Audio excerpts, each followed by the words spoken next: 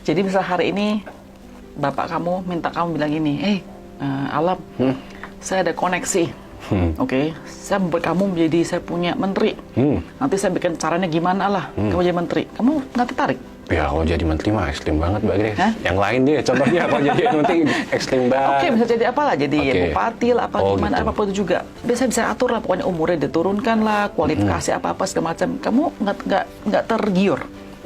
Kalau tergiur, Mbak, enggak. Karena di situ ada moral dilema yang perlu saya perhatikan.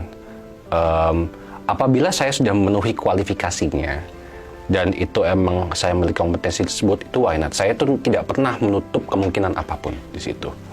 Tapi at the same time, apabila ada regulasi yang menghambat ataupun ternyata emang saya kompetensinya ada yang jauh lebih baik dari saya, ya itu berarti bukan tempatnya saya, Mbak Grace, gitu. Saya masih memiliki perjalanan yang sangat jauh ke depannya, di mana saya bisa memantapkan diri saya.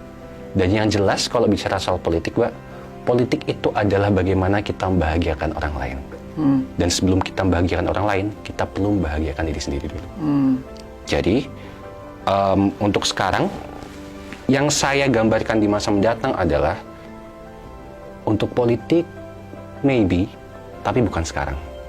Saya mau cari uang dulu, mau cari kebahagiaan diri sendiri dulu, karena politik bukanlah tempat saya untuk berkarir, tapi tempat saya untuk mengabdi. Oke. Gitu. Tapi kalau contohnya bapak kamu menginsist ya, bahwa Alam, saya perlu suara kamu lah, saya perlu dukungan kamu secara politik dalam hal ini, gini-gini, apakah kamu bisa akan terpressure, terbeban untuk ini harus mendengarkan ayah kamu dan melakukan hal tersebut? Oke, ini agak hypothetical question ya. Oh ya, by the way, I'm not saying that bapak kamu gitu kan. Ini hypothetical banget, benar. Hypothetical question. Kalau misalkan kondisi seperti itu, which I doubtly likely it will happen gitu, saya itu punya keputusan, Mbak. Dan kamu bisa berani say no to your father? Of course. Karena masing-masing dari kita itu punya fokus. Bapak saya punya fokus, saya punya fokus, bahkan ibu saya juga punya fokus masing-masing. Of course, we will support each other. Tapi di saat fokus masing-masing yang kita punya itu clashing to each other, di saat itulah kita perlu berkompromi dan diskusi.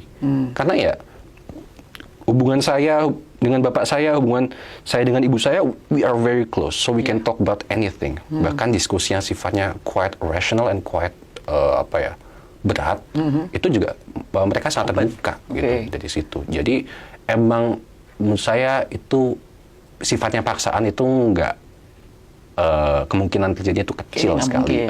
Karena satu lagi sih, Mbak, yang cara orang tua saya mendidik saya ya, itu tidak pernah ngasih tahu kamu harus A, kamu harus B, kamu harus C.